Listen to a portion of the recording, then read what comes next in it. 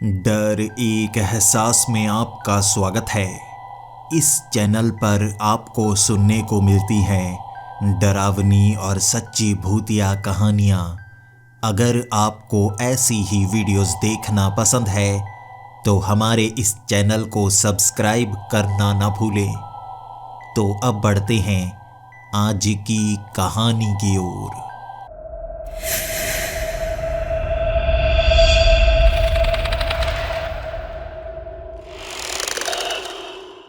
Hello दोस्तों, मेरा नाम कार्टर है और मैं टेक्सास का रहने वाला हूँ। अपने शहर में मैंने काफ़ी नाम कमा रखा है क्योंकि मेरा एक मोटर गैरेज है और यहाँ पर मैं गाड़ियों की रिपेयर भी करता हूँ, गाड़ियों को मॉडिफाई भी करता हूँ। इसमें अच्छी खासी कमाई ज़रूर हो जाती है, लेकिन जो आप सपने देखते हैं बड़े बड़े घरों के, बड़ी बड़ी गाड़ियों के, वो इससे अभी तक पूरे नहीं हो पा रहे हैं। और मैं अपनी जवानी में ही महंगी महंगी गाड़ियां खरीदना चाहता हूं। इसीलिए मैं एक साथ कई काम करना पसंद करता हूं। अमीर लोगों से मिलना पसंद करता हूं। मैंने खास तौर पर देखा, अमीरों के शौक होते हैं महंगी गाड़ियों को रखना। वो पुरानी पुरानी गाड़ियां, 1960 की कैडिलैक, उन्हें मॉडिफाई करवा के उनमें घूमना पसंद करते हैं। और यही काम मैं करता हूं। इसमें कुछ परेशानी होती है, दिमाग ज़्यादा लगता है, लेकिन पैसे बनाए जा सकते हैं और 5 सालों से मैं ये काम करता रहा हूँ। हमारा शहर ज़्यादा बड़ा नहीं है, लेकिन इसी कारण तो मैं ये मोटर गैरेज खोल पाया। अगर मैं बड़े शहर में गया होता जैसे ह्यूस्टन, तो वहाँ पर तो कुछ भी नहीं कर पाता। ज़मीन इतनी महंगी, किराया इतना ज़्यादा और काम का झंझट और भी ज़्यादा। शायद मैं आज तक किसी न किसी गैरेज वाली दुकान में ही काम कर रहा होता। लेकिन यहाँ अपना गैरेज खोलने के बाद मुझे ऐसे लगने लगा है भविष्य थोड़ा साफ साफ है। और जितने भी अमीर लोग यहाँ पर आते हैं, मैं उनसे बातें करना बहुत ज़्यादा पसंद करता हूँ। उनके पास समय कम होता है, लेकिन उनके पास बातें काम की होती हैं। बेफालतू लोगों से बातें करने में आपका कोई फ़ायदा नहीं होता। काम के लोगों से बात करने में बहुत ज़्यादा फ़ायदा होता है। उन अमीरों से बिजनेस आइडियाज़ मुझे मिलते रहते हैं।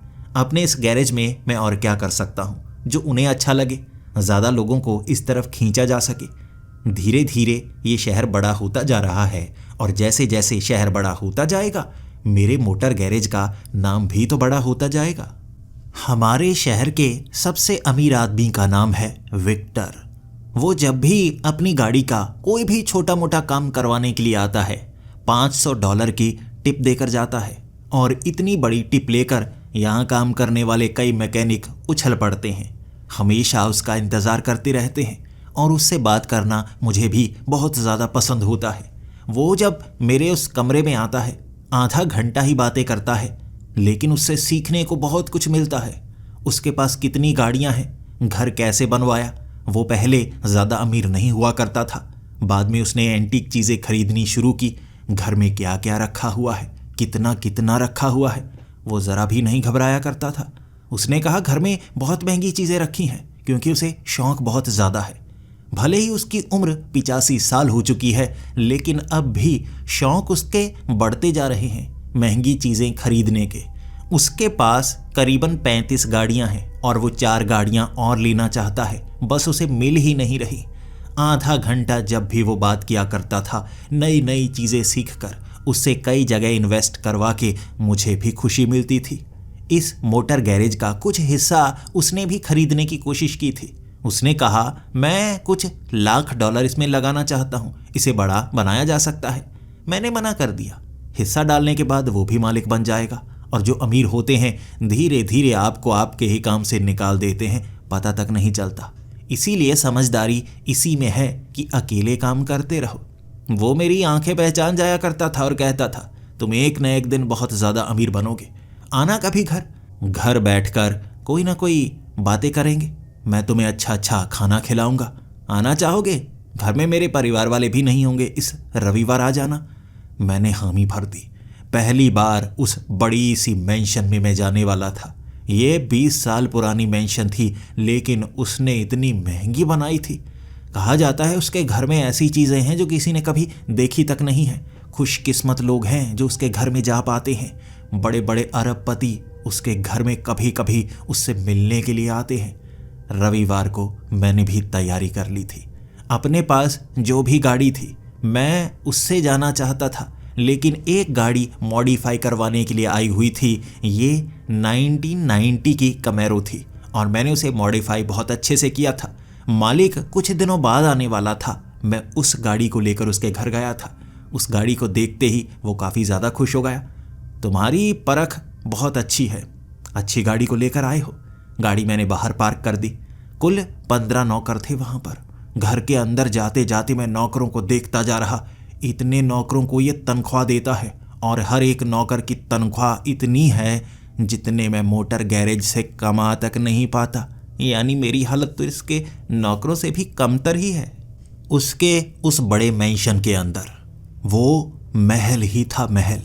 सोने का झूमर था और रोशनी चारों तरफ बिखरी हुई। अंदर वो किसी नौकर को आने नहीं देता था। मैं खुशकिस्मत था जो उस घर के अंदर जा पाया।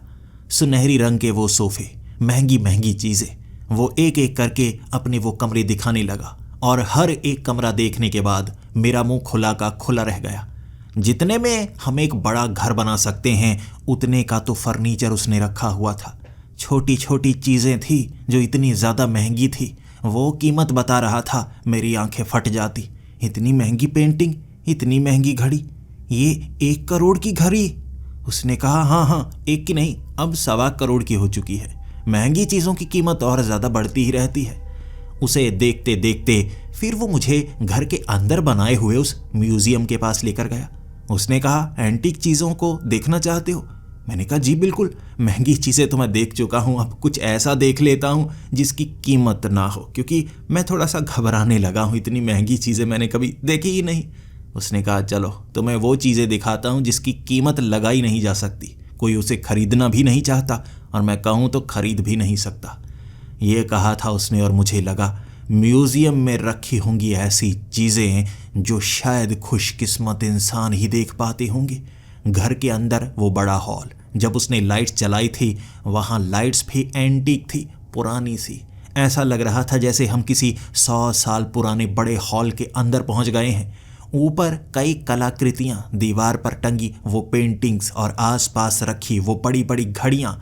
हर जगह से आ रही ये आवाज़ मुझे कुछ अचंभित सी कर रही थी। कई शेल्फ थे, उन पर रखी हुई पुरानी पुरानी चीज़ें मैली मैली सी लग रही थी। लेकिन उसने कहा हर एक चीज़ की कीमत लगाई नहीं जा सकती और हर किसी चीज़ में खासियत है। पूरी दुनिया में ढूंढ ढूंढ कर मैंने ये चीज़ें इकट्ठी की हैं क्योंकि मुझे इन चीज़ों का शौक़ है। वहाँ पर ऐसा ऐसा सामान पड़ा था जो खौफनाक और डरावना भी लग रहा था। सुनहरी खोपड़ी। उसे देखने के बाद मैं उससे पूछने लगा था, ये खोपड़ी सुनहरी क्यों बनाई गई है? ये कैसी कलाकृति हुई? उसने कहा ये खोपड़ी सुनहरी ही है, यानी कि जो इंसान था ना उसकी खोपड़ी का रंग सुनहरी हो गया था। मैंने कहा मैं यकीन नहीं करता, ये चीज़ किसी ने बनाई है, अपने आप कुदरत ने बनाई नहीं हो सकती। उसने कहा नहीं, सच में। मैं तुम्हें वो पुरानी कहानी सुनाकर बोर नहीं करना चाहता, लेकिन मेरी बात पर यकीन करो। इस इंसान को एक अजीब सा शाप मिला था और शाप के कारण ही वो मारा गया था। इसे कोई सोने का शाप मिला था और ये सोता रह गया और इसकी हड्डियां सोने की बन गई। अब कभी फिर मिलेंगे तो ये कहानी सुनाऊंगा। मैं उस सोने की खोपड़ी की तरफ देखता रहा। कुछ डर सा लगने लगा था, क्या ऐसा सच हो सकता है? मैं इन चीज़ों पर यकीन नहीं किया करता था, लेकिन इतना अमीर आदमी आखिर मुझे इस तरह झूठी चीज़ क्यों दिखाएगा? ये तो गरीबों के काम होते हैं ना, झूठी कहानियाँ बनाना, किसी सादी चीज़ को सोने की कहना।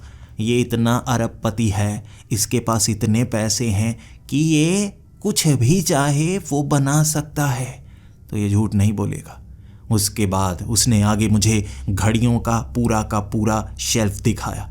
वहाँ कई तरह की घड़ियाँ थी, रंग बिरंगी, चांदी की, सोने की, कई के ऊपर ऐसे ऐसे रत्न जड़े हुए थे। मुझे वो दिखाता गया और मैंने कहा क्या मैं हाथ लगा सकता हूँ? उसने कहा बिल्कुल बिल्कुल हाथ लगा सकते हो, लेकिन हाथ को सैनिटाइज कर लेना। माफ़ करना मैं कह रहा हूँ, लेकिन हाथ सैनिटाइज करना, मैं थोड़ा सा बीमारियों से डरता हूँ। मैंने कहा जी बिल्कुल। हर जगह सैनिटाइज़र टंगे हुए थे। मैंने हाथ सैनिटाइज किए। उन घड़ियों को उठा उठा कर देखने लगा। कितनी अच्छी अच्छी घड़ियाँ थी, 100 साल पुरानी, कुछ 150 साल पुरानी घड़ियाँ भी थी। उन्हें देखते ही ऐसा लग रहा जैसे अभी काम कर रही हैं। क्या इतने सालों से इन्हें ठीक किया गया है? उसने कहा कई घड़ियों के साथ कुछ कहानियाँ जुड़ी हैं, कई साधारण घड़ियाँ हैं जो महंगी हैं, कई कुछ महान हस्तियों ने लगाई थी इसीलिए इनकी कीमत काफ़ी ज़्यादा है, और कुछ अजीब शक्तियों वाली हैं। जब उसने ये शब्द कहा मैंने जितनी घड़ियाँ हाथ में उठा रखी थी वापस रख दी। थोड़ा डर सा गया। उसने कहा कुछ चीज़ें यहाँ पर ऐसी भी हैं जो शापित हैं, कुछ ऐसी हैं जो फ़ायदा भी करवा सकती हैं, नुकसान भी। मैं चारों तरफ देखता जा रहा था। हालात पहले से बुरे हो रहे थे क्योंकि मैं डर रहा था, सिहरन सी पैदा हो रही थी। पहली बार एक ऐसी जगह पर आया था जो अजीब सी लग रही थी। फिर आगे बढ़ते बढ़ते मेरा ध्यान पड़ा एक घड़ी की ओर। जैसे ही मैं उस घड़ी के करीब जाने वाला था, विक्टर को कोई कॉल आ गई। फ़ोन बार बार रिंग कर रहा था और उसने कहा तुम देखो, मैं ज़रा कॉल पर ज़रूरी काम करके आता हूँ। मुझे पता था इस समय कॉल आने वाली है, मुझे नहीं लगा था कि हम इस कमरे में आ जाएंगे। तुम चीज़ों को देखो, कोई बात नहीं, आराम से उठाओ, बाद में तुम्हें कहानियाँ सुनाऊंगा। ये कहकर वो फ़ोन पिक करने के लिए चला गया। मैं उस घड़ी की तरफ देख रहा था। वो बिल्कुल वैसी घड़ी थी जैसी मैंने पहन रखी थी। मेरे वाली तो नकली है, मैंने किसी सेल से खरीदी थी, किसी बड़ी घड़ी की नकल थी वो। लेकिन सामने वाली तो असली ही होगी ना, अरबपति ने रखी हुई है। वो बड़े से ग्लास के अंदर थी। मैंने उस ग्लास से घड़ी को निकाला, हाथ पर रखा। हूबहू मेरी घड़ी जैसी, जरा भी फर्क नजर नहीं आ रहा। ये क्या चीज है, कहां से पहचान कर पाएंगे हम? आखिर ऐसी घड़ी, ये तो नकली जैसी भी लगती है, असली भी हो सकती है। मैंने अपनी कलाई से अपनी घड़ी उतारी, अपने हाथ पर दोनों घड़ियां रखी। मैं हम दोनों में पहचान करना चाहता था मेरी कौन सी है और यहाँ रखी कौन सी है। हाथ में दोनों घड़ियां पकड़ी हुई, फर्क कोई नहीं था। जरा सा तो फर्क होता, कोई छोटा सा निशान तो होता। अपनी घड़ी मैंने दाईं तरफ पकड़ी हुई थी, दूसरी घड़ी बाईं तरफ पकड़ी हुई थी। अचानक पीछे से जैसे एक आवाज़ आई। ये आवाज़ जैसे मेरे कान के पास किसी ने बोला हो और मैं घबरा गया, जैसे विक्टर अभी करीब आ गया हो और मैंने उस घड़ी को हाथ में पकड़ा हुआ। मैं घबरा गया था। दोनों घड़ियां मेरे हाथ से नीचे गिर गई। जैसे ही मैंने पीछे मुड़कर देखा, पीछे तो कोई नहीं था, बल्कि बाहर से शायद विक्टर फ़ोन पर बात कर रहा था। लेकिन मुझे एहसास हुआ था जैसे किसी ने मेरे कान में बोला हो। मैं समझ नहीं पाया, लेकिन दोनों घड़ियां नीचे गिर चुकी थी। मुझे डर था कुछ टूट ना गया हो। अगर कुछ टूटा हुआ, यहाँ इतनी महंगी चीज़ें हैं, पूरी उम्र कर्ज उतारते उतारते निकल जाएंगे। ज़मीन से घड़ियाँ उठाई। उसके बाद सबसे बड़ी परेशानी मेरे सामने आ चुकी थी। असली वाली घड़ी कौन सी है और नकली वाली घड़ी कौन सी है? मैं जल्दी जल्दी देखना चाहता था ताकि घड़ी को रख पाऊँ। मुझे लग रहा था अब विक्टर जल्दी ही यहाँ पर आ जाएंगे। मुझे कुछ समझ में नहीं आ रहा था और मेरे सर से पसीने टपकने लगे थे। खौफ के मारे मेरी टांगें कांपने लगी थी। और जैसे ही विक्टर ने वहाँ से आवाज़ लगाई, ठीक है तो फिर बात करते हैं, ये मुझे साफ सुनाई दिया था। फ़ोन रखा था विक्टर ने, यानी वो जल्दी ही यहाँ पर आने वाले थे। और अगर उन्हें इस बात का पता चल गया तो बहुत बड़ी गड़बड़ हो सकती है। मैं इस गड़बड़ को अपने सर से टालना चाहता था। मैं देखने लगा कौन सी नकली लगती है, कौन सी असली लगती है। भारी हल्की कोई ना कोई फ़र्क तो होगा, लेकिन अब मेरे वाली कौन सी है, यहाँ रखी कौन सी है, यो भी पता नहीं था। मैंने जल्दी जल्दी उस घड़ी को वहाँ कांच के बक्से में रख दिया और दूसरी को जल्दी से पहन लिया। इसके बाद मैं सीधा खड़ा हो गया था। अब बस भगवान से एक ही गुजारिश थी कि असली वाली घड़ी ही मैंने कांच के बक्से में रखी हो। विक्टर वहाँ आ चुके थे। मैं मुस्कुराकर उनसे मिलने लगा और उसके बाद उस घड़ी के बारे में जानना चाहता था। लेकिन विक्टर ने कहा, घड़ी छोड़ो, तुम्हें एक और चीज़ दिखाता हूँ, उसे देखने के बाद तुम हैरान हो जाओगे। मैंने कहा नहीं, घड़ी के बारे में वैसे जानना चाहता था, देखिए मेरे पास भी वैसी घड़ी है। विक्टर ने कहा, छोड़ो, इसकी कॉपीज़ बहुत ज़्यादा बनी हुई हैं, ये छोड़ो, तुम्हें असली वाली एक बहुत तगड़ी चीज़ दिखाता हूँ। मुझे विक्टर वहाँ से खींच कर ले गए और मुझे एक गेंद दिखाई, कांच की बड़ी सी गेंद, और वो गोल गोल घूम रही थी। विक्टर ने कहा, करीब जाओ, अब इसके बीच देखने की कोशिश करो क्या नज़र आता है।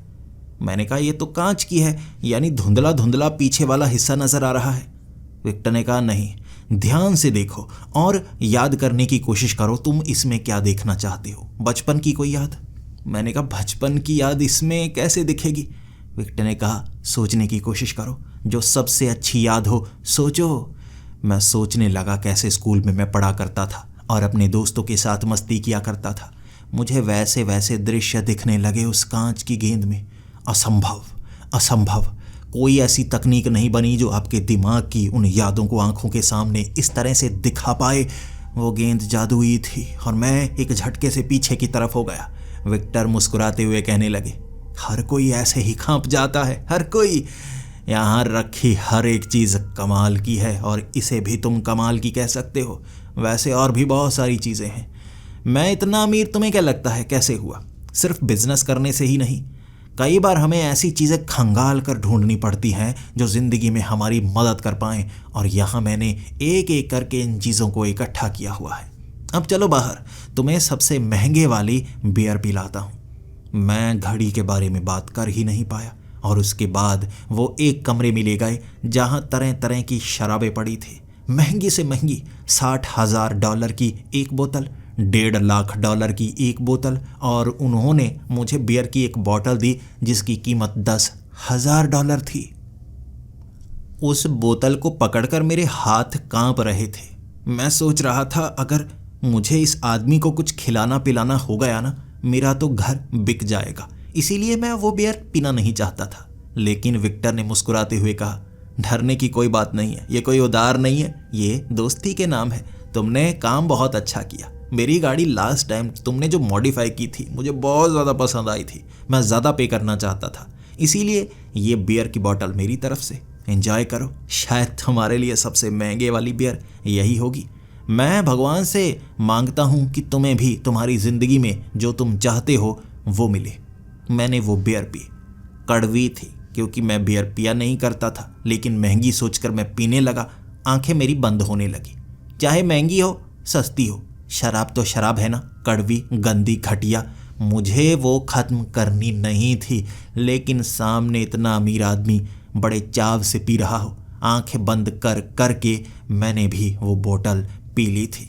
फिर वहाँ से सीधा मैं अपने गैरेज की तरफ निकला।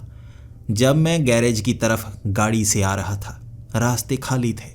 ज़्यादातर दोपहर के वक्त भीड़ नहीं होती, और मैं सोचे जा रहा घड़ी की तरफ देखते हुए, ये वाली असली है या वो वाली असली है? कहीं कल विक्टर को पता चल गया तो क्या होगा? कहीं मैं किसी मुसीबत में तो नहीं फंस जाऊंगा? अब शक भी सबसे पहले मुझ पर ही जाएगा। लेकिन ऐसा थोड़े ना है, और लोग भी वहाँ पर आए होंगे। और विक्टर ने बताया तो था कि वहाँ पर वो सिक्योरिटी कैमरास भी नहीं लगाना चाहते। वो नहीं चाहते यहाँ कौन आता है कौन जाता है, क्या चीज़ रखी जाती है या नहीं जाती, किसी को पता नहीं लगना चाहिए। और वैसे भी विक्टर की उम्र तो काफ़ी ज़्यादा है। अगले 10 सालों में वैसे भी वो मरने ही वाले हैं। शायद ये बात कभी किसी को पता चल ही ना पाए। शायद असली वाली मेरे पास आ गई हो, या हो सकता है मेरी वाली नकली ही हो और मैंने असली ही वहाँ रखी तो कभी पकड़ा ही नहीं जा सकता। मुस्कुरा भी रहा था, डर भी रहा था, खुद से ही बातें कर रहा था। क्या बेवकूफ़ी की मैंने। कभी किसी अमीर के घर जाऊंगा ना, किसी चीज़ को हाथ नहीं लगाऊंगा। तभी मेरे कान में एक आवाज़ आई, हाथ लगा ही लेना चाहिए, कभी कभी अच्छा हो जाता है। मेरे कान में ये आवाज़ आई थी, ऐसा लगा गाड़ी के पीछे कोई बैठा है। जल्दी से मेरी गाड़ी डिसबैलेंस सी हो गई। मैं पीछे मुड़कर देखने लगा, कौन है जिसने मेरे कान में बोला? लेकिन पिछली सीट पर कोई नहीं था। भ्रम हुआ मुझे, कान में कौन बोला? मैं बस देखता रह गया, सोचता रह गया, बार बार मुड़कर पीछे देखता रह गया। क्या करीब से कोई निकला जिसने ये बोला हो? मैं सोचने लगा। तभी कान में फिर से आवाज़ आई, तुम्हें पता करना है तुम्हारे पास क्या है तो यहाँ रुको, इस नदी के पास रुकना ज़रा। मैंने ये आवाज़ सुनी और मैं डर गया और मैंने ब्रेक लगाई। अच्छे से मैं डिक्की देखना चाहता था। ये वही आवाज़ थी, कोई निकल कर गया हो, क्योंकि मैंने खिड़कियों के शीशे नीचे की तरफ किए हुए थे। कोई निकल कर गया हो तो उसकी आवाज़ सुनाई दे सकती है। बिल्कुल वैसी आवाज़ आगे जाने के बाद भी सुनाई नहीं दे सकती। गाड़ी से निकलकर डिक्की चेक की मैंने, पीछे चेक किया, हर जगह स्पीकर माइक कुछ ऐसा लगा हो जिससे आवाज़ सुनाई दी हो। मुझे कुछ नहीं मिला। गाड़ी के बाहर खड़ा होकर मैं देखने लगा, पास में नदी भी है और जिसने भी कान में बोला था नदी की बात भी की थी। कौन है, कहाँ पर है? तभी कान में आवाज़ आई, वो छोड़ो, ये जानना चाहते हो तुम्हारी घड़ी असली है या नकली, तो नदी के पास जाओ। मैं हैरान था ये आवाज़ कहाँ से आ रही है और मैं सन्न भी हो चुका था। मैंने चीख कर कहा, कौन है, कहाँ छिपा है? दोबारा जवाब नहीं मिला। मैंने कई बार पूछा, मुझे जवाब नहीं मिला।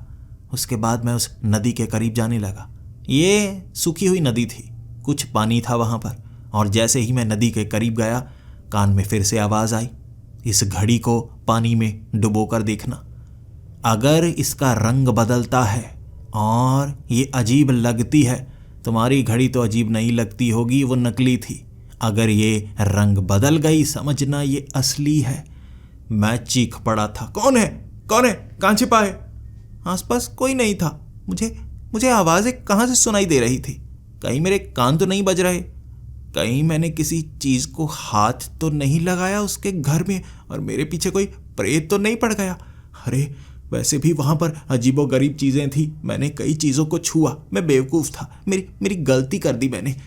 उसके बाद मैं वहाँ से जाना चाहता था, जैसे ही कदम ऊपर रखे फिर से कान में आवाज़, डर क्यों रहे हो, पता तो कर लो कि तुम्हारी कलाई पर बंधी हुई ये घड़ी असली है या नहीं। ये बात मेरे कान में जैसे गूंज गई थी, दिमाग में ये छप गई थी। सच्ची बात है, पता तो करूं। मेरी वाली वो नकली घड़ी कई बार मैंने पानी में साफ की थी, उसकी तो मुझे पहचान थी। अब इस घड़ी को पानी में डालकर देखता हूँ, अगर रंग बदल गई, मेरी घड़ी ने कभी नहीं बदला था, यानी ये असली होगी। और जो बोल रहा है, कौन है ये? क्या ये विक्टर तो नहीं जो आसपास छिपा है, कहीं करीब है, उसने पता कर लिया? मैं अब पानी के करीब गया। जैसे ही अपनी कलाई पानी में डाली, वो घड़ी का रंग भूरा भूरा सा था, जैसे लकड़ी का होता है। अचानक नीले रंग में बदल गई वो पूरी की पूरी घड़ी। ये मेरी घड़ी थी ही नहीं, ये तो रंग बदलती है पानी में जाने के बाद, और बहुत ही अजीब। ऐसे रंग बिखर रहे थे जैसे इसकी खूबसूरती की पहचान की ही नहीं जा सकती, किसी और चीज़ के साथ मिलाया ही नहीं जा सकता। वो घड़ी खूबसूरत थी। जब पानी से बाहर निकाली, कुछ समय तक, जब तक वो गीली रही, नीली रही, उसके बाद भूरे रंग की वैसी ही साधारण घड़ी बन गई। ये है पहचान। काश मुझे ये पहले पता होता। ये शब्द मेरे दिमाग में आए थे और कान में आवाज़ गूंज गई, डर क्यों रहे हो, अब तुम इसके मालिक हो, कभी किसी को पता नहीं चलेगा। मैं घूमा देखने लगा और मैंने कहा, कौन हो तुम, कौन हो तुम कोई प्रेत तो नहीं, कोई शाप तो नहीं? उसने कहा, नहीं, मैं कोई प्रेत नहीं हूँ, मैं कोई शाप नहीं हूँ, मैं इस घड़ी से जुड़ा हुआ हूँ, कोई नुकसान नहीं करता, मैं तुम्हें परेशान नहीं करने वाला। ये किस्मत की घड़ी है और अब तुम्हारी भी किस्मत बदलने वाली है। ये बात सुनने के बाद मेरा ध्यान घड़ी पर पड़ा और उसके बाद मुझे विक्टर की वो बातें याद आने लगी। विक्टर ने कहा उसने बहुत मेहनत की है, बहुत तरकीबें लगाई हैं, तब जाकर वो इतना अमीर बना है, और वो ये प्राचीन चीज़ें इकट्ठी क्यों करता रहता है? हो सकता है इन चीज़ों में कोई शक्तियाँ हों। वो गेंद भी उसने दिखाई थी, यह घड़ी भी खास होगी और इस घड़ी के साथ कुछ जुड़ा है। ये प्रेत आत्मा है या क्या है, जानूं तो सही। मैंने अब उससे सवाल किया था, कौन हो तुम, कहाँ पर हो? और उसने कहा, तुम मुझे देख नहीं सकते और मैं कौन हूँ, मेरा कोई नाम नहीं है, लेकिन मैं क्या हूँ वो बता सकता हूँ। मैं एक जिन्न हूँ, और ऐसा जिन्न जो आपका भला करता है। मैं इस बात से खुश था। जिन्न की कहानियाँ मैंने भी सुनी थी, कहीं चिराग की जगह मुझे ऐसी घड़ी तो नहीं मिल गई जो मेरा समय बदल सकती हो। फिर मैं गाड़ी में बैठा, घड़ी की तरफ देखता रहा, कुछ डरता भी रहा और उससे बात करने की कोशिश करता भी रहा। मैं उससे पूछने लगा, ये घड़ी ज़्यादा पुरानी नहीं लगती, तुम इस घड़ी के साथ कैसे जुड़ गए? उसने कहा, ये घड़ी पुरानी नहीं है, तुम्हें पता भी है ये कितनी ज़्यादा पुरानी है, हज़ारों साल पुरानी है, हज़ारों साल पुरानी। ये अपनी जैसे पहचान बदलती रहती है, डिज़ाइन बदलती रहती है, जैसे जैसे मैं बदलता हूँ, मैं क्या क्या करता हूँ ये इस पर निर्भर करता है, और ये अपना रूप बदलती रहेगी, रंग बदलती रहेगी। जब तुम इसे पहने रखोगे, धीरे धीरे इसके आकार बदलते जाएंगे, ये अलग सी दिखनी शुरू हो जाएगी। इस सदी में ये ऐसी दिख रही है, तुम्हारे किए गए कामों के बाद इसमें बदलाव आने शुरू हो जाएंगे। कभी ये रेत की घड़ी हुआ करती थी, कांच के बर्तन में बस रेत की तरह दिखती थी, तब मैं इससे जुड़ा था। और उसके बाद इसने इतने रूप बदले हैं, इतने हाथों में गई है, मैं बता नहीं सकता। लेकिन तुम्हारे साथ क्या क्या होगा, तुम्हारी किस्मत कैसे बदलेगी, ये तुम्हारे हाथ में है, मेरे हाथ में नहीं। मैं अब लालच से थोड़ा थोड़ा भरने लगा था।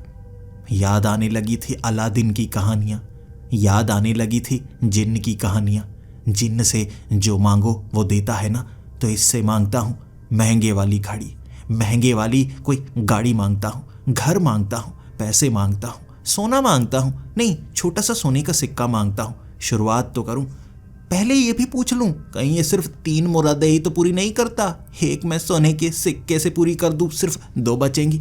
मैंने उससे पूछा, क्या तुम सिर्फ 3 मुरादें पूरी करते हो या जो मांगूंगा वो दोगे? उसने कहा, मैं देने वाला कोई जिन विन नहीं हूँ, गलत मत समझ लेना कि तुम मांगते रहोगे मैं देता रहूँगा। मुझे दोस्त समझना जो तुम्हारे साथ है, तुम्हारी मदद करेगा, तुम्हें बड़ा बनाऊंगा, अमीर बनाऊंगा, बहुत इज्जत मिलेगी तुम्हें। मेरे साथ बस जुड़े रहना, घड़ी को पहने रहना। और वैसे भी अब घड़ी पहन ली है तुमने, अब मैं तुम्हारे साथ जुड़ गया हूँ। मैं अपने दिमाग में अब सोचने लगा था, ये कोई मुराद नहीं देता, दोस्त बनता है तो इससे क्या मैं चुटकुले सुनूंगा? अगर मुझे कोई चीज़ देगा तो फ़ायदा भी है। मैं गाड़ी से जाए जा रहा और उसको कह रहा था, कोई मदद तो कर, कुछ तो कर, ऐसे क्या फ़ायदा? मुझे दोस्त नहीं चाहिए, बहुत दोस्त हैं। मैं जहाँ काम करता हूँ, जो गैरेज है मेरा, वहाँ काम करने वाले, उनके साथ मजाक कर लेता हूँ। वैसे भी कई रिश्तेदार हैं, उन्हें मैं दोस्त मानता हूँ। एक नए दोस्त की कोई ज़रूरत नहीं है। अगर तुम मेरा कोई फ़ायदा नहीं करवा सकते तो मैं तुम्हें अपने पास क्यों रखूँ? उसने कहा, बताया तो है, मैं तुम्हारा समय बदल दूंगा, धीरे धीरे तुम्हें बदल दूंगा, तुम अमीर बन जाओगे। हम इसलिए गरीब नहीं होते क्योंकि हमारे हालात गरीब होते हैं, हम इसलिए गरीब होते हैं, हमारी सोच गरीब होती है, हम जो करते हैं वो गरीबी वाली हरकतें होती हैं, इसलिए गरीब रह जाते हैं। जो अमीर होते हैं उनमें बदलाव आ जाता है, सोच बदल जाती है, अमीरों की तरह सोचने लगते हैं, बड़े सोच रखने लगते हैं और हमारी किस्मत भी बदल जाती है, समय भी बदल जाता है, हम अमीर बन जाते हैं।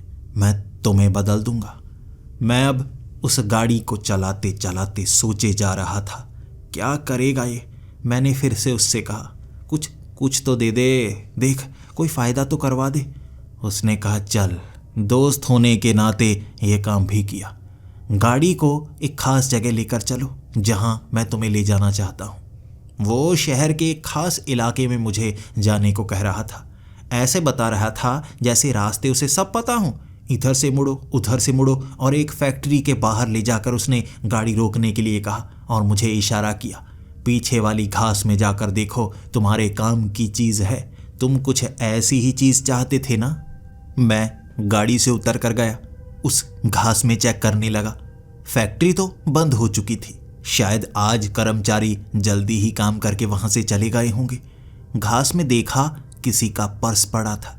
जैसे ही मैंने पर्स को खोला, उसमें $500 थे और उसे देखते ही मेरी आंखें खुल गई। ये क्या कमाल है, ये पर्स यहाँ पर पड़ा है और इस जिन्न को पता है। मैंने उसे जिन्न का शुक्रिया किया, लेकिन उस जिन्न ने कहा, पैसे निकाल लेना, पर्स को वहीं पर रख देना, किसी की मजबूरी का गलत फ़ायदा मत उठाना। ये सुनने के बाद मुझे लगा बात तो बिल्कुल सही है। अगर किसी का पर्स गुम हुआ है तो बाद में वो ढूंढने के लिए आएगा और हो सकता है यहाँ पर वो ढूंढे। अगर मैं पैसे निकाल लूँगा तो कोई और उस पर्स को लेकर भी नहीं जाएगा, वहाँ पैसे मैं छोड़ूंगा नहीं। और जो काम के कार्ड्स हैं, उसके विजिटिंग कार्ड्स, बाकी ATM कार्ड्स, क्रेडिट कार्ड्स, वो सभी उसे मिल जाएंगे। मेरा फ़ायदा भी हो जाएगा, उसका ज़्यादा बड़ा नुकसान भी नहीं होगा। मैंने उस जिन्न की बात मान ली और उस पर्स को वहीं पर छोड़ दिया। वो $500 ज़रूर निकाल लिए मैंने। फिर मैं गाड़ी में बैठा और बड़ी खुशी खुशी वहाँ से निकला था और वो मेरे कान में कह रहा, दोस्ती मंजूर है या नहीं? मैंने कहा, मंजूर है यार, तू तो कमाल कर रहा है। क्या सच में मेरा समय बदल देगा? उसने कहा, हाँ, मैं तेरा समय बदल दूंगा, वादा करता हूँ। जहाँ पर तू आज है उससे बहुत आगे लेकर जाऊँगा, बहुत अमीर बना दूंगा और इसके लिए मुझे तुझे थोड़ा बदलना होगा, तेरी सोच बदलनी होगी, तेरे बोलने का तरीका बदलना होगा। वो मैं खुद ब खुद करता जाऊंगा। मैं खुश हो गया। मुझे लगने लगा था मैं विक्टर की तरह अमीर होने वाला हूँ। ये राज है विक्टर का। उसने कई बिजनेस खोले और सब कहते हैं वो बहुत ज़्यादा किस्मत वाला है। वो स्टॉक मार्केट में पैसे लगाता है, जहाँ लगाता है वो शेयर्स अपने आप बढ़ने लगते हैं, जैसे उसके हाथ में जादू है। ये है जादू। लोग बनावटी बातें करते हैं कि जादू है, असल में असली जादू का इस्तेमाल करता है वो। इस तरह के जिन्न का इस्तेमाल करता है। वो पुरानी चीज़ें इसीलिए इकट्ठी करता है ताकि उससे अपनी ज़िंदगी को बदल पाए। अब उसकी घड़ी का इस्तेमाल मैं करूँगा, उसे तो पता तक नहीं चलेगा, और जब तक पता चलेगा हो सकता है मैं इस जिन्न का इस्तेमाल बहुत बड़े स्तर तक कर लूँ।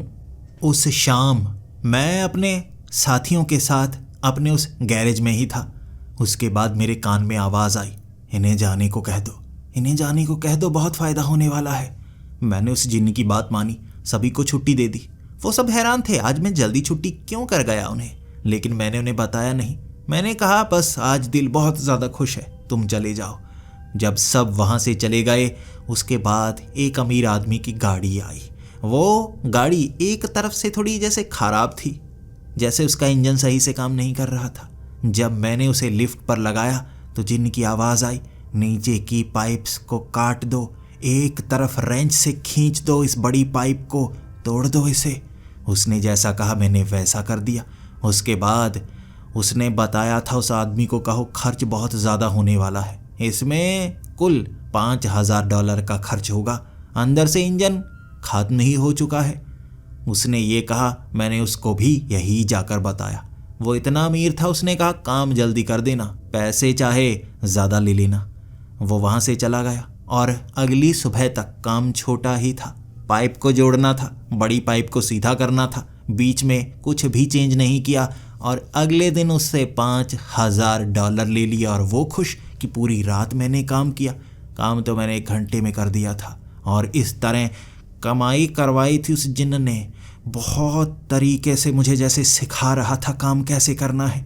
मैं बेईमानी नहीं किया करता था, लेकिन अब जिन्न कह रहा है तो थोड़ी बेईमानी तो की जा सकती है ना। मैं उस रात बहुत खुश था और मैं उसको कह रहा, मुझे जो चाहिए था मिल गया है। आज इतनी कमाई की है, $5,000 की। तू बता तुझे क्या चाहिए, मैं दोस्ती के खाते तुझे भी दे सकता हूँ। बोल कोई लेडी जिन्न चाहिए, कहाँ होगी बता दे, तुझे वहाँ लेकर चलता हूँ। उसने कहा, मैं कैदी जिन्न हूँ, ना तुम मुझे मर्द कह सकते हो ना तुम मुझे औरत कह सकते हो। मैं तुम्हारी तरह कोई इंसान नहीं हूँ जिसकी शारीरिक ज़रूरतें हों। मैं जिन्न हूँ, संपूर्ण, मुझे किसी की ज़रूरत नहीं है। उसकी ये बात सुनी, मुझे लगा शायद उसे बुरा लगा होगा, ईगो हर्ट कर दी मैंने उसकी। फिर ये बात मैंने उसको की ही नहीं। अब उसने बयां कर दिया है वो क्या चाहता है। वो सिर्फ मुझे देना चाहता है, मुझसे कुछ लेना नहीं चाहता। तो मैं भी पक्का वाला मंगोड़ी बन जाऊंगा, मांग मांग कर उससे हर चीज़ अपना घर भर लूँगा। वो रात इतनी अच्छी नींद आई थी मैं बता ही नहीं सकता। अगली सुबह जब मैं उठा उसके बाद मुझे थोड़ी सुस्ती डालने की आदत है। मैं 7 बजे उठ ज़रूर जाता हूँ, लेकिन बेड से 8 बजे उतरता हूँ, 1 घंटे बेड पर लेटा रहता हूँ। 7 बजे थे, उसके बाद मेरी टांगें अपने आप चली, उठकर खड़ा हो गया और मैं हैरान, ये कैसे हुआ, मैं उठकर खड़ा कैसे हो गया। तभी कान में आवाज़ आई, बुरी आदतें तुम्हें छोड़नी होंगी, ये आलस तुम्हें इस तरह गरीब बनाए रखेगा, तुम कभी अमीर नहीं बन पाओगे। अमीरों की पहली आदत अपनाओ, जैसे ही आँख खोले उठने की कोशिश करो। अब नहाओ। जैसे पीठ पर किसी ने धक्का दिया और मुझे बाथरूम की तरफ आगे कर दिया। पहले पहले मुझे गुस्सा आ रहा था, लेकिन फिर मुझे लगा अब अमीर बनना है तो इसकी थोड़ी सी बात तो माननी पड़ेगी। जल्दी जल्दी मैं नहाया, उसके बाद तैयार हुआ और 7:30 बजे मैं तैयार था। खाना बनाकर मैंने खाया, 8 बजे तक मैं खाना भी खा चुका था। और उसने कहा, चलो आज काम की चीज़ तुम्हें देने का वक्त है, चलो चलो जल्दी चलो। मैंने गाड़ी उठाई, सीधा मैं उस तरफ चल पड़ा। यकीन आज कुछ महंगी वाली चीज़ देगा। सोना, सिक्के, पैसे, वॉलेट, पर्स पुराने वाला, कोई कुछ ना कुछ तो मिलेगा। कहाँ मिलेगा? बताओ मुझे, बताओ कहाँ ले जा रहे हो? उसने कुछ नहीं कहा। मुझे कहता रहा शहर के बाहर चलो, एक खास जगह, तुम्हें मिट्टी खोदनी होगी, उसमें से कीमती चीज़ मिलेगी। मैं खुश। पुराना खजाना ढूंढने के लिए कह रहा है ये। जैसे ही मैं शहर के बाहर गया, एक खास जगह मैंने मिट्टी को खोदा और वहाँ से एक बड़ा सा लिफाफा जिसमें सफ़ेद आटा सा था। ये क्या था? पैकेट में ये क्या चीज़ है? मैं उसको पूछने लगा, ये क्या? ये कोई काम की चीज़ तो लगती नहीं। अब इतना सा आटा, ये व्हीट फ्लावर है या कॉर्न फ्लावर है? सफ़ेद सफ़ेद सा तो लग रहा है। उसने कुछ नहीं कहा, लेकिन बार बार मुझे ये हाथ हिलाकर कह रहा था, उठाओ। मेरा हाथ अपने आप आगे की तरफ बढ़ता और मैं उसे उठाकर जेब में डालता। कुछ समय बाद मैं खुद उसे निकालकर बाहर रखता और कहता, पहले बताओ ये क्या चीज़ है। वो फिर से मेरी जेब में रख देता और उसके बाद उसने कहा, तुम्हें पैसे चाहिए या नहीं चाहिए? मैंने कहा चाहिए। तो क्या ये तुम्हारा कोई काम है? ठीक है। मैंने उसे जेब में डाला और उसके बाद गाड़ी में वहाँ से निकाल कर ले जाने लगा। उसने कहा, अब तुम्हें एक और ख़ास जगह जाना होगा, वहाँ पर तुम्हें पैसे मिलेंगे। मैंने कहा, अब की बार ये आटा, नमक, ये चीज़ मत देना, कोई काम की चीज़ देना। उसने कुछ नहीं कहा, लेकिन मुझे लेकर गया उस इलाके में जहाँ सबसे ज़्यादा ड्रगिस्ट रहते हैं, जिसे नशेड़ी कहते हैं। मैं हैरान था। पहले घर में जैसे ही मैं पहुंचा, मेरा शरीर खुद ब खुद चला था और वहाँ दरवाज़ा खटखटाकर मैंने कहा था, पूरा माल है, पैसे हैं? अंदर से आवाज़ आई, हाँ हैं, 1 मिनट रुको। एक गड्डी $10,000 की छोटे से छेद से उसने बाहर कर दी। मेरा हाथ अपने आप चला। मैंने वो पैकेट अंदर की तरफ कर दिया और सभी सवालों के जवाब मुझे मिल चुके थे। मैं भागा गाड़ी की तरफ। जैसे ही गाड़ी में बैठा, मैंने गाड़ी वहाँ से भगाई। मुझे पकड़ होने का डर था। ये जिन्न तो मुझे ड्रग डीलर बनाने पर चला हुआ है। ये कितना भयानक साबित हो सकता था पता है? अगर कोई पुलिस वाला मुझे पकड़ लेता तो मुझे ड्रग डीलर समझकर बहुत भारी सज़ा मिलती। ये क्या, तूने मुझसे ड्रग्स डिलीवर करवाए और किसी ने ड्रग्स वहाँ रखे थे, वो अगर उसे पता चल गया ना कि मैंने उठाए हैं, ये बहुत खतरनाक लोग होते हैं, ये मार भी सकते हैं। उसने कहा, पैसे गिनो, खतरा मत देखो। मैं हूँ, मैं तुम्हारी मदद करूँगा। मुझे सब कुछ पता है, कब कहाँ क्या होगा, कैसे होगा, मुझे सब कुछ पता है। डरने की ज़रूरत नहीं। पहले 500 दिए, फिर 5,000, आज 10,000। क्या इससे तुम अपनी ज़िंदगी बिताना नहीं चाहते? उसकी बातों में दम था। बात तो वो सही कर रहा था। 3 दिनों में $15,000 शायद कोई भी नहीं कमा सकता। उसने बड़े आराम से दे दिए। आगे और क्या क्या करेगा? मैंने तब उसको कहा था, आगे से ये ड्रग्स वाले चक्कर में मत फंसाना। बाकी वो पर्स गिरा हो या वो चालाकी किसी के साथ, ऐसी चीज़ मैं कर सकता हूँ, लेकिन ये ड्रग्स वाले चक्कर में मत फंसाना। उसने ना हामी भरी न मना किया, लेकिन मेरे अंदर तो डर पैदा हो गया था। वो दिन मैं गैरेज में रहा था और गैरेज में भी $3-4,000 का फ़ायदा करवा दिया था उसने। बार बार गाड़ियों में गलत खराबियां निकाल कर मैंने वहाँ काम करने वाले जितने भी मैकेनिक थे उन्हें भी वो तरकीबें बताईं, जैसे जैसे मुझे वो जिन्न बताता जा रहा था। मेरी वो घड़ी थी, उसका रंग थोड़ा थोड़ा बदलने लगा था, थोड़ी और मॉडर्न होने लगी थी। जो चपटी सी थी वो धीरे धीरे गोल होने लगी थी। मेरे स्वभाव से उसमें बदलाव आ रहे थे और मैं खुश था। अब तो गड़बड़ की कोई बात ही नहीं है, कोई पता कर ही नहीं सकता कि ये वो वाली घड़ी है, इसमें तो बदलाव आ गए हैं ना। खुश था मैं। और अगले दिन उसने एक और बड़ी चीज़ करने को कहा। वो कहने लगा, अब बताओ, 5-10 हज़ार डॉलर से काम चलाना है या इस बार $20,000 सीधा डबल में जाना है? मैंने कहा, डबल में? खतरा ज़्यादा तो नहीं? उसने कहा, खतरा बिल्कुल भी नहीं, मुझे सब पता है क्या होगा, कैसे होगा, और तुम्हें खरोंच तक नहीं आएगी। करोगे काम? मैंने कहा, काम? हाँ करूँगा। तो उसने पास में पड़े उस कपड़े को काट कर मास्क बनाया। हाथ मेरे चल रहे थे, काम वो कर रहा था। मेरे शरीर पर जैसे उसने कब्जा कर लिया हो। लेकिन मुझे इसका फ़ायदा होने वाला था। $20,000 अगर हर रोज़ इतनी इतनी कमाई होती गई, 1-2 महीने में मैं बड़ा सा घर बना लूँगा, गैरेज बड़ा कर सकता हूँ। मैं क्या नहीं कर सकता, मैं तो अरबपति बन सकता हूँ। मेरी आंखों में सपने थे, मैं तो सपने ले रहा था। हाथ मेरे बना रहे थे मास्क, मुंह पूरा ढक लिया, कपड़े अजीब से बना दिए थे उसने। खुद ब खुद वो मशीन से सिलाई करते हुए ऐसे कपड़े बनाए, मैं जैसे सुपरमैन सा लग रहा था। पीछे कपड़ा टंगा हुआ और मुंह पर मास्क डला हुआ। इस तरह अपनी गाड़ी लेकर मुझे उसने कहा, तुम्हें गाड़ी एक खास जगह लगानी होगी। शहर की एक तरफ पार्किंग में कुछ पुरानी गाड़ियां खड़ी हैं, वहाँ दूर गाड़ी लगाना। उसके बाद एक गाड़ी में बैठ जाना। वो गाड़ी स्टार्ट कैसे करनी है मैं बताऊंगा, उसकी चाबी कहाँ पड़ी है मैं बताऊंगा। उसने जैसा जैसा कहा मैंने वैसा वैसा किया। ये एक स्पोर्ट्स कार थी, $40,000 की स्पोर्ट्स कार मॉडिफाइड। और वो गाड़ी लेकर मैं उससे पूछ रहा, अब इसे लेकर कहाँ जाना है? क्या अपने गैरेज में जाना है, कुछ फ़ायदा होगा? उसने कहा नहीं, एक ख़ास जगह जाना है। शहर से बाहर 200 किलोमीटर दूर मैं एक ऐसे इलाके में पहुंचा, ये रेगिस्तानी सा इलाका था और वहाँ पुराना मुर्गी खाना बना हुआ। वहाँ मास्क डाले हुए मैं उस गाड़ी को पीछे मुर्गे खानी में लगाने के बाद वो मोटे आदमी से मिला और कहने लगा, काम हो गया। अब मेरी ज़बान उसके कंट्रोल में थी। वो जिन्न खुद कह रहा, काम हो गया, 40 की गाड़ी 20 का फ़ायदा, यही डील ओपन चल रही थी ना। वो हैरानी से मेरी तरफ देख रहा था, लेकिन उसे मेरा चेहरा दिखा नहीं था। मैं खुशी खुशी हाथ में $20,000 पकड़कर वहाँ से निकला था। लेकिन अब उस जिन्न ने कहा था, यहाँ थोड़ी सी परेशानी है, 3 किलोमीटर चलना पड़ेगा, चलकर दूर निकलना पड़ेगा। चला मैं हाईवे पर पहुँचा। उसने कपड़े उतारने को कहा, मैंने कपड़े उतारे। नीचे मैंने सूट पहन रखा था। वहाँ से ली लिफ्ट, उससे आया मैं अपने शहर। $20,000 का फ़ायदा करवा दिया था उसने। किसी की गाड़ी चुराकर एक ऐसे इंसान तक पहुंचाई जो पुरानी चोरी की गाड़ियां आगे बेचा करता था। इस जिन्न के लिंक कहां कहां तक हैं, मैं सोच में पड़ गया था।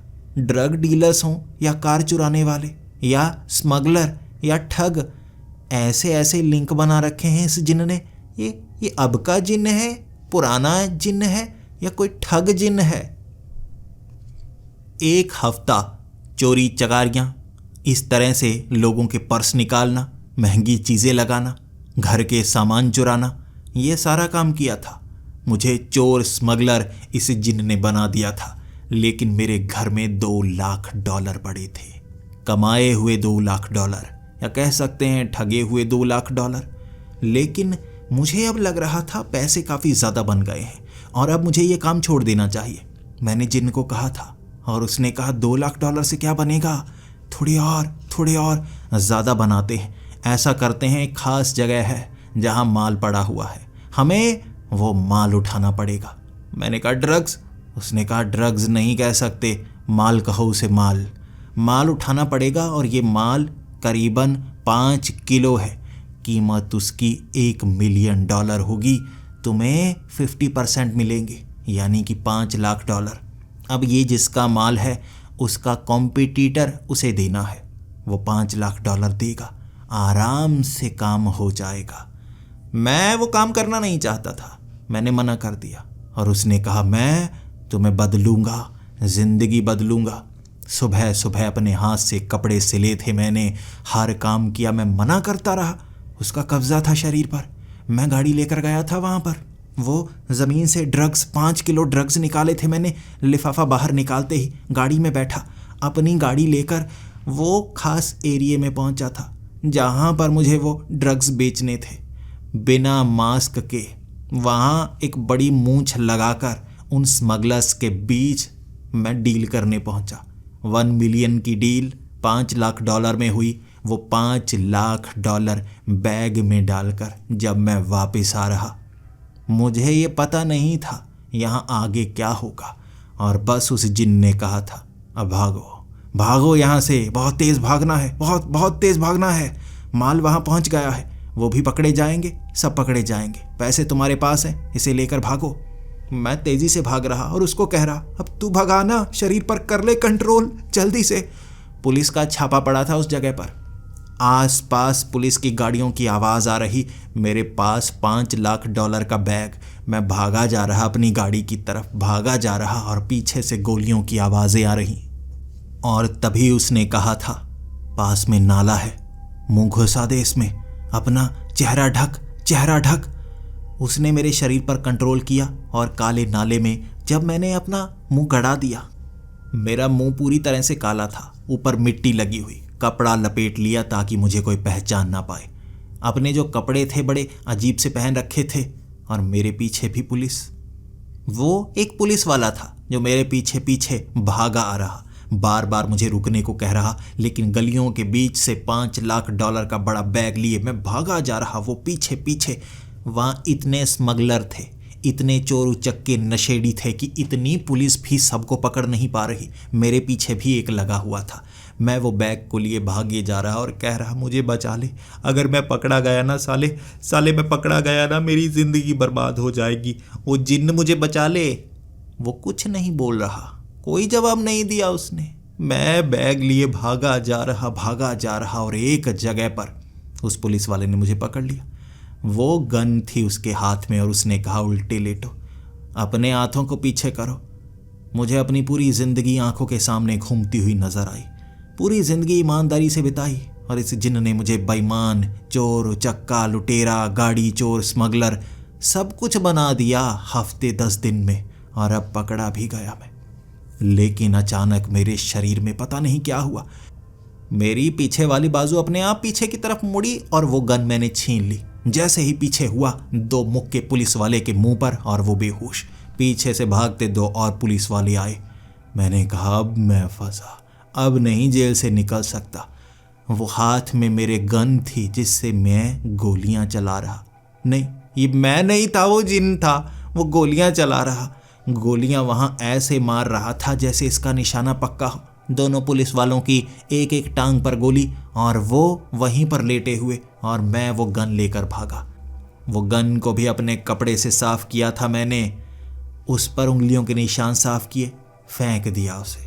उसके बाद वहां से निकला मैं, आगे जाकर कपड़े बदले, ऊपर वाले कपड़े एक डस्टबिन में फेंके, मुंह साफ किया, अपनी गाड़ी में बैठा, $5 लाख लेकर सीधा घर पहुंचकर मैं आईने में खुद को देख रहा था। मेरे पास बहुत पैसे थे, भविष्य में भी आएंगे ये मुझे पता है, लेकिन ये जो जिन्न है ये क्या चीज़ है? मुझे कभी ना कभी ये बहुत बुरी तरह से फंसाएगा। मुझे इससे दूरी बनानी होगी, मुझे इससे दूरी बनानी होगी। और तब उसने कहा, दूरी नहीं बना सकते, कल एक और काम करना है, उससे भी बड़ा। मैंने कहा था ना तुम्हारी जिंदगी बदल दूंगा, कल इससे भी बड़ा काम करना है और बड़ा काम करना है। अरबपति ऐसे नहीं बना जाता, लाखों के खेल से अरबों नहीं कमाए जा सकते, बड़े खेल खेलने पड़ते हैं।